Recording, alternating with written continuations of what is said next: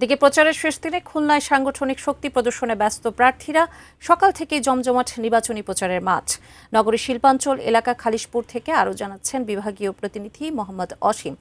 অসীম, খুলনা বিভাগের কি খবরাখবর? আজকে রাত্রেই পাচ্ছে প্রার্থী যারা রয়েছেন, কর্মী সমর্থক যারা রয়েছেন, একদম শেষ মুহূর্তের প্রচারণা খবর জানাবেন।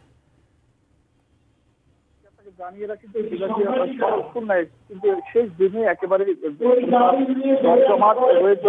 আসলে যারা প্রার্থী রয়েছেন তাদেরকে সাংগঠনিক শক্তি সেটা কিন্তু তারা শেষ সময় জানান দিচ্ছে। আমরা বিভাগীয় নগরীতে আসলে ধাপে ধাপে সকাল থেকে এখন রাত পর্যন্ত তারা কিন্তু সমস্ত প্রার্থীরা রয়েছেন, তারা কিন্তু জনসভা করছেন। একই সাথে তারা তাদের শেষ মিছিল অর্থাৎ আর মাত্র 3.5 ঘন্টা পরেই কিন্তু যে প্রার্থীদের প্রচারণা শেষ হবে সেই বিষয়টি কিন্তু মাথায় রেখে তারা একেবারে শেষ সময়ে প্রচারণা চালাচ্ছেন। আমি এখন আছি শিল্প অঞ্চল এলাকায়। এখানে কিন্তু জামাত মনোনীত প্রার্থী অথবা মাহফুজুর রহমান